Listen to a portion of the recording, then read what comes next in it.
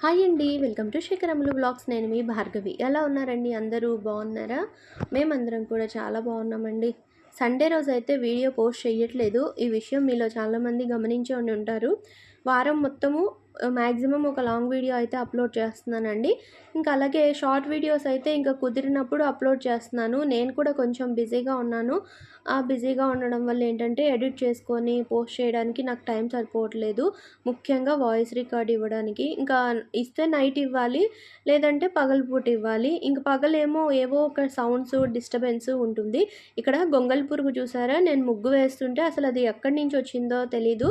సడన్‌గా వచ్చేసింది. ఒక్కొక్కసారి భయమేస్తుంది. అమ్మో! మీదకి ఎక్కేస్తాయో ఏం పాడో, నైటీ ఏసుకొని తిరుగుతూ ఉంటాం కదా! ఎటు పాకినా తెలీదు మనకి అని చెప్పనని. మాకైతే ఈ సీజన్ వచ్చిందంటే మాత్రం ఖచ్చితంగా ఇంకా బోలెడు గొంగళి పురుగులైతే వచ్చేస్తాయండి.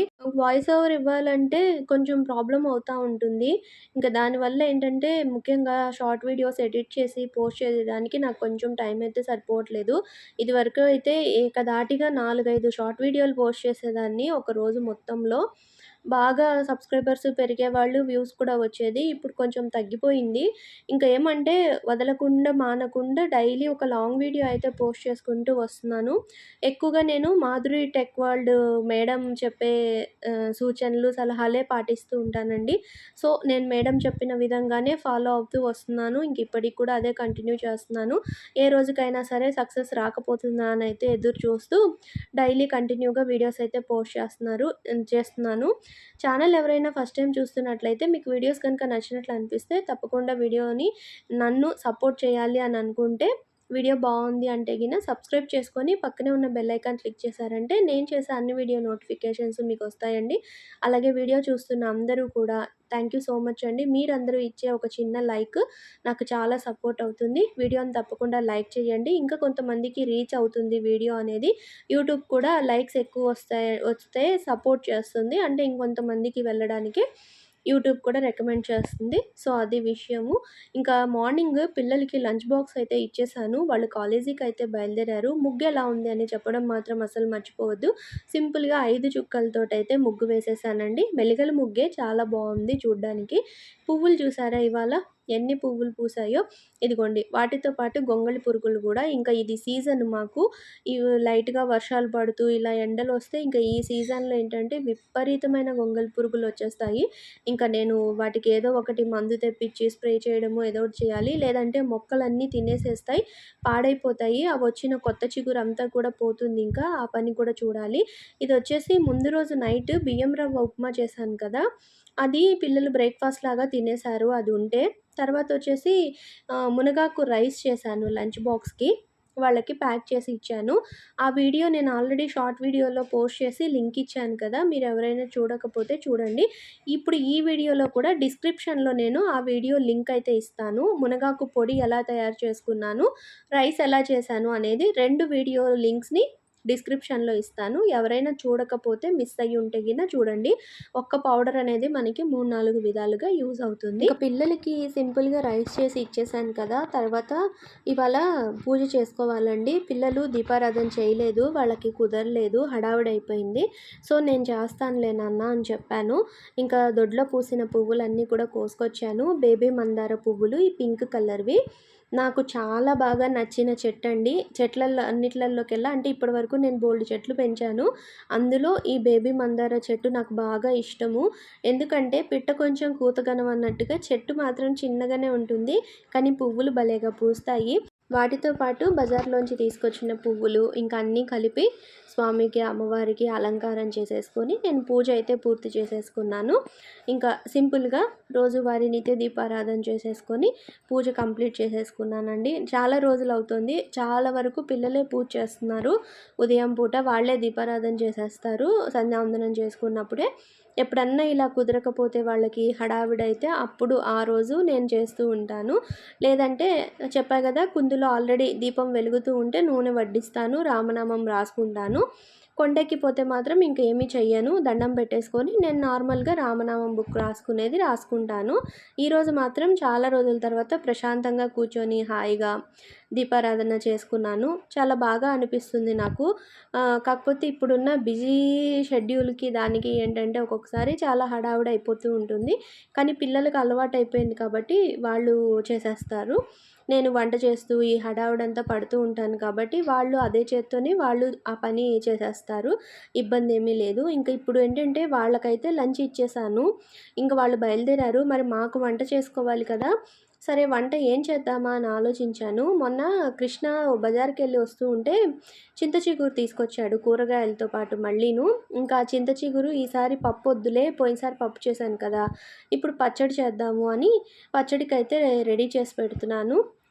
మూకుడు పెట్టి వేడెక్కిన తర్వాత ఏదైనా ప్యాన్ పెట్టుకొని వేడయ్యాక ఆయిల్ వేసుకొని తర్వాత అందులో మెంతులు, ఆవాలు, మినపప్పు వేసి పోపైతే వేయించుకోవాలి.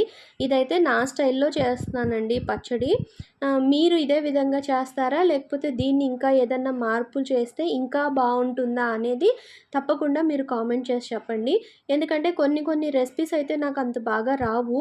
ఆహ్, ఏదో చేస్తాను. కొన్ని కొన్ని మాత్రం పర్ఫెక్ట్‌గా చేస్తాను. సో, ఈ రెసిపీ అయితే చాలా తక్కువ నేను చేయడము. దీన్ని ఇంకొంచెం ఏదైనా మార్పు చేస్తే ఇంకా టేస్టీగా ఉంటుంది అంటే మాత్రం డెఫినెట్‌గా కామెంట్ చేయండి. ఇంకా మినపప్పు, ఆవాలు, మెంతులు వేగిన తర్వాత కారంకి సరిపోయే పచ్చిమిరపకాయలు, ఎండుమిరపకాయలు, ఇంగువ కూడా యాడ్ చేయండి. చాలా బావుంటుంది. నేను ఇంగువ డబ్బా అయిపోయింది. తీసుకురావాలి. ఇంకా మా వారు తీసుకొస్తా అని చెప్పారు గానీ మర్చిపోతున్నారు. అందుకే నేను వేయలేదు. మీరైతే వేసుకుంటే ఇంగువ కూడా యాడ్ చేయండి బావుంటుంది. తర్వాత ఇదే ప్యాన్‌లోనే కొద్దిగా ఆయిల్ వేసేసుకొని చింత చిగురంతా కూడా బాగు చేసి పెట్టాను. ఇంకా అది అంటే మరీ పుల్లలైతే తీసేయలేదు. కొంచెం పుల్లలైతే అలా ఉంచేసానులెండి. అంటే పచ్చడే కదా! బానే ఉంటుంది అని మా ఎక్కువగా ఉన్న పుల్లలన్నీ ఏరేశాను. అంటే మరీ మనం పప్పులోకి వేసుకున్నంతగా అయితే క్లీన్ చేయలేదు. కొన్నైతే కొన్ని ఆకులు అలాగే రెబ్బలు రెబ్బలు పలంగానే ఉండిపోయాయి. ఇంకా చింత చిగురిని ఆ కొద్దిపాటి నూనెలో వేసేసి ఒకసారి బాగా వేయించేసేసుకోవాలి. ఎక్కువ సేపు వేయించాల్సిన పని గూడా లేదండి. చాలా తొందరగా మగ్గిపోతుంది. ఇంకా ఇందులో నేను ఇంకేమీ వేయలేదు. జస్ట్ ఆ పోపు, ఈ చింత చిగురు వేయించేసేసుకొని ఆ పోపు బాగా చల్లారిపోయిన తర్వాత మిక్సీ వేసుకోవడమే. ఇంక ఇందులో రుచికి సరిపోయేంతగా ఉప్పు, కొద్దిగా వేడిగా ఉన్నప్పుడే కొంచెం పసుపు కూడా యాడ్ చేశాను. యాడ్ చేసేసి పచ్చడైతే చేస్తున్నానండి. నానమ్మే గుర్తొస్తుంది నాకు ఇలాంటి రెసిపీస్ అన్నీ చేసినప్పుడు. ఎందుకంటే చిన్నప్పుడు నానమ్మ దగ్గరే ఉన్నాను కదా నేను. ఎక్కువగా నానమ్మ వంట అనేది నాకు మైండ్‌లో బాగా ఫిక్స్ అయిపోయి ఉంది. ఎన్ని వెరైటీస్ చేసేదో ఇలా చింత చిగురు సీజన్ వచ్చినప్పుడు తాతయ్య తీసుకొస్తే చింత చిగురు వేసి పప్పు చేసేది, వంకాయ వేసి చేసేది కాంబినేషను. ఇంకా ఇలా పచ్చడి చేసేది, చాలా రకాలుగా చేసేది. ఇప్పుడు ఏదైనా రెసిపీ చెప్పు నానమ్మ అని చెప్పనని అడిగితే కూడా అలవాటు తప్పిపోయింది కదే చెయ్యడము, మర్చిపోయాను అని అంటూ ఉంటుంది. అందుకే నాకు ఇలాంటి పాత వంటలేమన్నా అంటే కొంచెం మన పెద్దవాళ్ళు చేసుకునే అట్లాంటి వంటలేమన్నా చేసినప్పుడు ఎక్కువగా నానమ్మ గుర్తొస్తూ ఉంటుంది. ఇంకా పచ్చడైతే పోపు చల్లారాక గ్రైండ్ చేసేసాను. తర్వాత చింత చిగురు కూడా వేసి, ఉప్పు, పసుపు వేసి గ్రైండ్ చేసేసాను. సో, చారు పెట్టేసాను. ఇంకా లంచ్ వచ్చేసి చింత చిగురు పచ్చడి సింపుల్‌గా చారుతోటి లంచ్ అయితే కంప్లీట్ చేసేసామండి. ఇంకా తర్వాత వచ్చేసి కాసేపు కొంచెం సేపు టీవీ అయితే చూసాను. ఏదో ఒకటి టైమ్ పాస్ అయితే ట్యాబ్‌లో కానీ, లేకపోతే టీవీలో కానీ సినిమా ఏదో ఒకటి పెట్టుకోవడము, లేకపోతే పాటలు పెట్టుకోవడము అలా టైమ్ పాస్ చేసేస్తున్నాను. కాసేపు అలా అయిన తర్వాత కొంచెం అలా నడుము వాల్చాను. అంటే టీవీ చూస్తూ అలా పడుకున్నాను అంతే నిద్రపోలేదు. రిలాక్స్ అయ్యాను కాసేపు. ఇట్టే చూస్తూ చూస్తూ ఉండంగానే సాయంత్రం అయిపోతుందండి టైము. భలేగా గిరా గిరా తిరిగిపోతుందా అని అనిపిస్తూ ఉంటుంది. ఏంటసలు ఇప్పుడే కదా భోజనం చేశాము, అప్పుడే సాయంత్రం అయిపోయిందా, టీ టైం అయిపోయిందా అని అనిపిస్తూ ఉంటుంది. ఇంకా టీ పెట్టేసి మా వారికిచ్చి నేను కాస్త తాగాను. ఇంక ఈయన గుడికైతే బయలుదేరుతున్నారు. ఇక్కడ బీరువా మీద ఉన్న బొమ్మలు జీవన్ వేశాడండి. వైట్ కలర్ పెన్సిల్ తోటి వేశాడు. చాలా బాగా వేశాడు. ఆర్ట్ చాలా బాగా వేస్తారు ఇద్దరును. మీకది స్పష్టంగా కనిపిస్తుందో లేదో ఆ బొమ్మలు 2 కూడాను. చాలా బాగా వేస్తాడు. ఇదివరకు పిల్లలు కార్టూన్ చూసేవాళ్ళు కదా! ఆ కార్టూన్‌లో బొమ్మలవి. చాలా సంవత్సరాల క్రితమే వేశాడు వాటిని వాడు. కానీ నేనే చెరపలేదు. తుడిపేస్తే పోతుంది. కానీ వాడు అంత ఇదిగా దాన్ని ఆర్ట్ గీసినప్పుడు ఎందుకులే చెరపడము, అది పోయేటప్పుడే అదే పోతుంది కొంతకాలం తర్వాత, నేనెందుకు అనవసరంగా దాన్ని వెంటనే తుడిపేసేస్తే వాడి చిన్ని మనసు కూడా బాధపడుతుంది కదా! వాడు అంత బాగా గీసినప్పుడు వాడిని మనం ఏమంటారు అభినందించాలి. వాడికి మంచిగా మనం అలా సపోర్ట్ చేస్తే వాడికి ఇంకా వాడిలో ఉండే టాలెంట్ అనేది బయటకొస్తుంది కదా అని చెప్పి మేమైతే అది చెరపలేదు. మా వారు కూడా ఎప్పుడు అది చెరిపేసేయి, ఎందుకలాగా బీరువా మీద ఎందుకలా ఉంది అని కూడా ఆయన కూడా ఎప్పుడు అనింది లేదు. ఈవెన్ అత్తమ్మ కూడా ఎప్పుడు అలా అనింది లేదు. బాగా గీశాడు కదా అని చెప్పనని అనుకుంటూ ఉంటాం అది చూసిన ప్రతిసారి. ఇందాక నాకు వీడియోలో సడన్‌గా అది పిక్చర్ కనిపిస్తే నాకు అదే గుర్తొచ్చింది నాకు. సో, ఈ చిన్న మాట కూడా మీకు చెప్పాలని అనిపించింది. పిల్లలు ఏదైనా గోడల మీద గీసేస్తూ ఉంటారు, లేదా బీరువా మీద ఇప్పుడు మా ఇంట్లో చూసినట్టుగా అలా చేస్తూ ఉంటారు.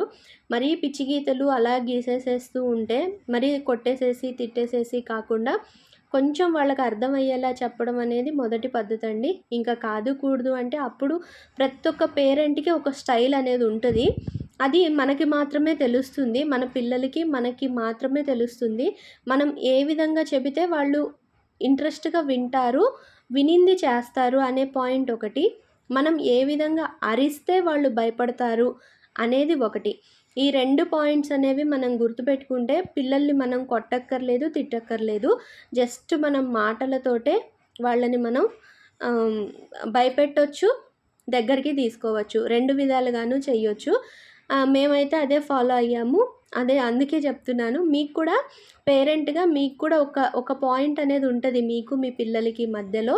ఆ పాయింట్ ఏంటి అనేది మనం గెస్ చేసి దాన్ని పట్టుకున్నామంటే, మనం కొట్టకుండా, తిట్టకుండానే పిల్లల్ని మంచిగా పెంచుకోవచ్చండి.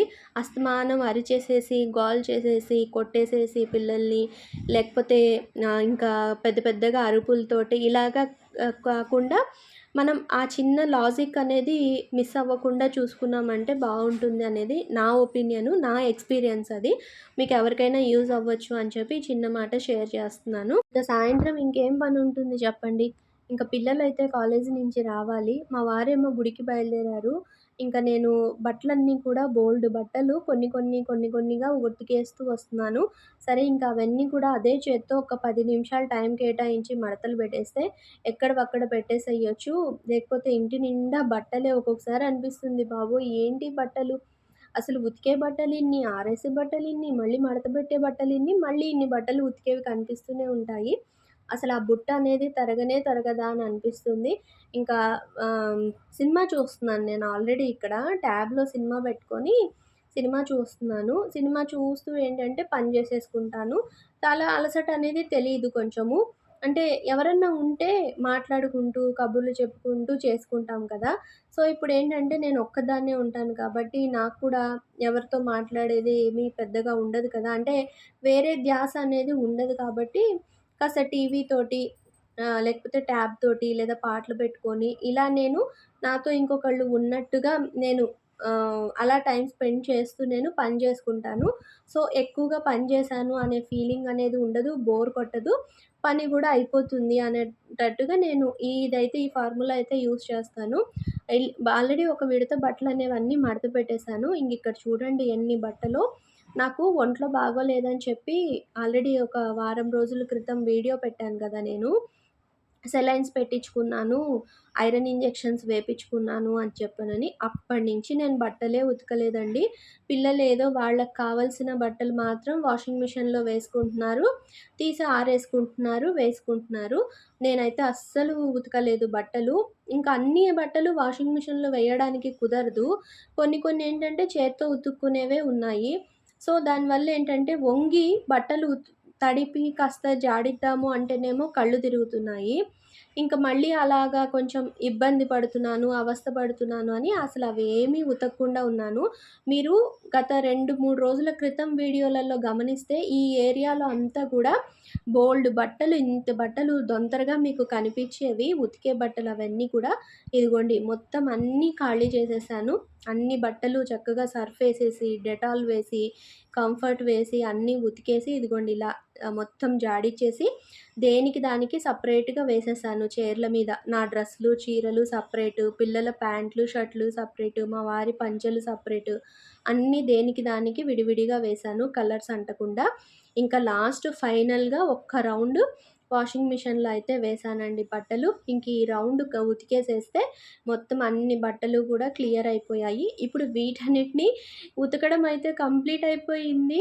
ఇంక వీటిని జాగ్రత్తగా ఆరవేయాలి. ఎందుకంటే ఆల్రెడీ మధ్యాహ్నం కొన్ని బట్టలు వేశానా, అవి ఆరేద్దామని బయటకొచ్చి చూస్తే భోజనం అయ్యాక చినుకులు పడుతున్నాయి. అబ్బా! మళ్ళీ ఇప్పుడు వర్షం పడుతుందా అని అనుకున్నాను. దేవుడి దయ వల్ల వర్షం అయితే పడలేదు. కొద్దిగా ఒక 4, 5 చినుకులు అన్నట్టుగా కాసేపు పడింది. ఒక 5 నిమిషాలు.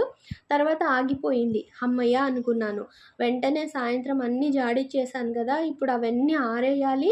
జాగ్రత్తగా వాటిని వర్షం రాకుండా కాపాడి ఆరబెట్టి మడతలు వేయాలి. ఇదొక పెద్ద టాస్క్ బట్టల పని.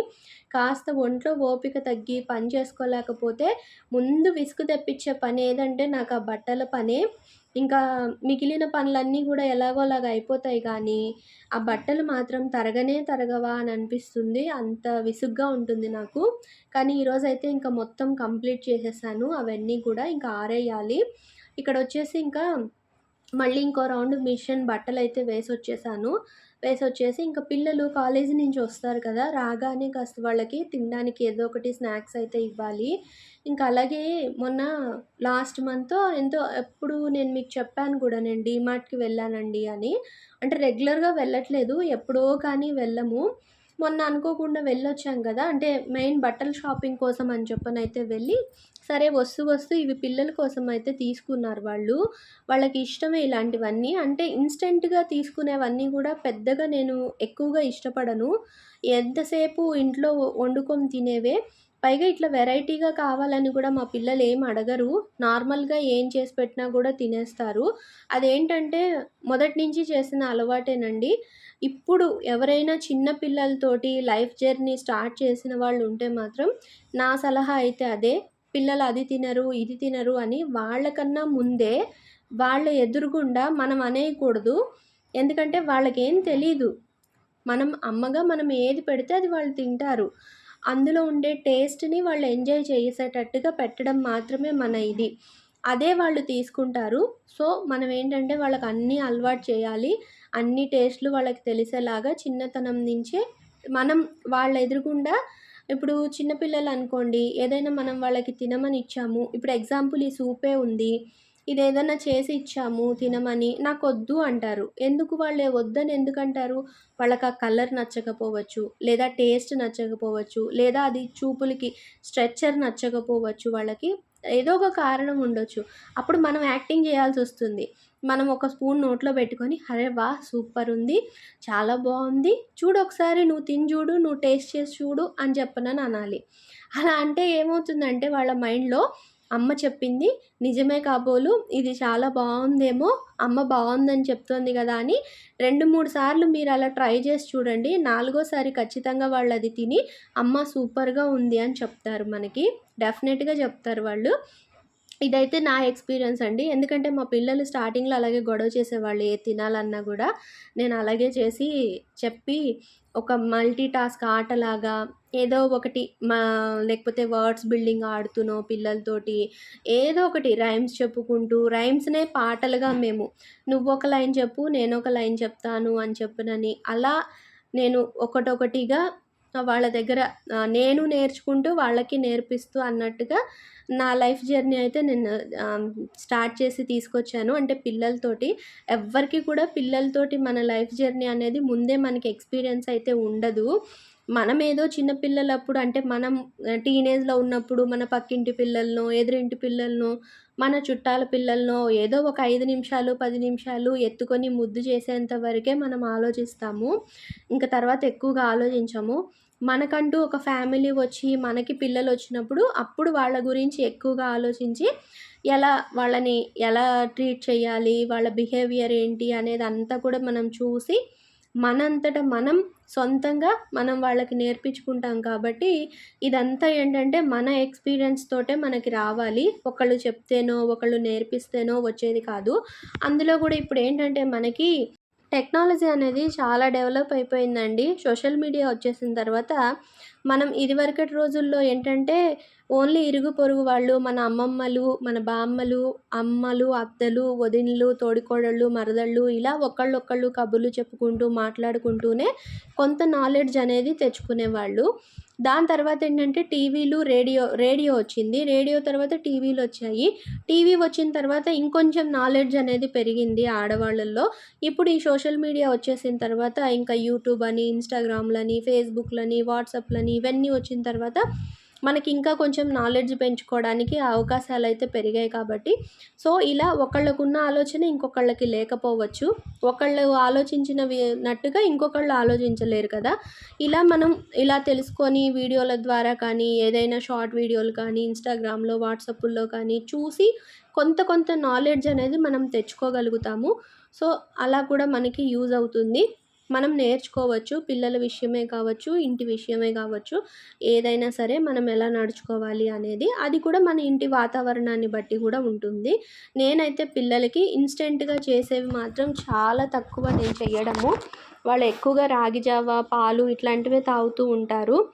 సరే అడిగారు కదా, తెచ్చుకున్నారు కదా అని ఈరోజు వాళ్ళకి స్నాక్స్ కింద రాగానే బ్రెడ్ తీసుకొచ్చారు ఈయన. అది కూడా చాలా కాలం అవుతుంది బ్రెడ్ తీసుకొచ్చి కూడా. ఇంకా అది కాల్చి ఇచ్చేసాను. కాల్చి ఇచ్చేసి మిల్క్ బ్రెడ్ తెచ్చారు. నెయ్యి వేసి కాల్చి ఇచ్చేసి ఆ సూప్ చేసి ఇచ్చాను. తాగేశారు. నేను కూడా వెజిటబుల్ సూప్ అని చేసుకుని తాగాను.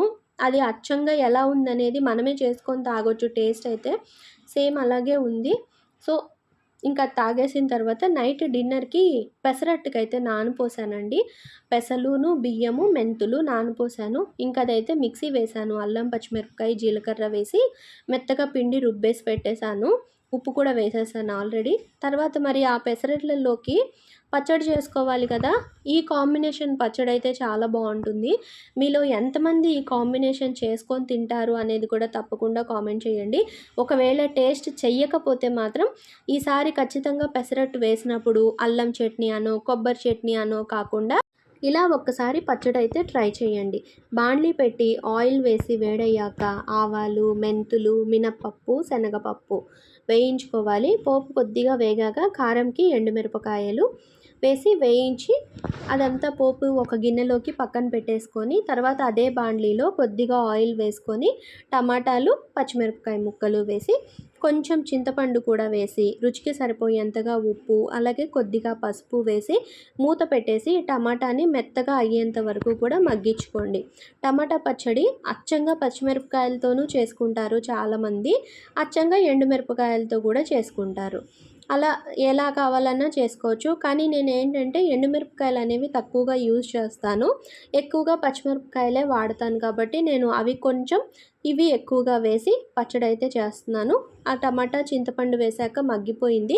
అది కూడా బాగా చల్లారిన తర్వాత కొత్తిమీర యాడ్ చేసి ముందు పోపు బాగా మెత్తగా గ్రైండ్ చేసేసుకొని తర్వాత టమాటా కూడా వేసి గ్రైండ్ చేసేసానండి. ఆ కొత్తిమీర ఫ్లేవర్ తోటి కారకారంగా, పుల్లగా టమాటా పచ్చడైతే చాలా బావుంది. ఇంకా పెసరట్టు పిండి రుబ్బేశాను కదా! సరిపోయేంత ఉప్పు కూడా కలిపేసి ఇంకా దోసలైతే వేసేస్తున్నాను. పెసరట్టు మీద ఉల్లిపాయ ముక్కలు సన్నగా కట్ చేసి అవి కూడా వేసి నేతితో వేస్తున్నానండి పెసరట్టు. నేతితో వేస్తే రుచి చాలా బావుంటుంది. పైగా మనం పెసరట్టు ఎప్పుడు చేసినా సరే ఆ పెసలు నానబెట్టినప్పుడు ఒక రవ్వంత మెంతులు వేసి నానబెట్టుకున్నామంటే పిండి భలే రుచిగా ఉంటుంది. చాలా బావుంటుంది. ఇంకా అలా రుబ్బేసేసి ఈ విధంగా ఉల్లిపాయలు వేసి అట్లయితే వేసి ఇచ్చేస్తున్నాను. ఈ ఉల్లి పెసరట్టు, టమాటా పచ్చడి కాంబినేషను చాలా అంటే చాలా బావుందండి. పైగా వేడి వేడిగా తింటేనే బావుంటుంది పెసరట్టు అనేది. చల్లారిన తర్వాత తింటే అంత బాగోదు.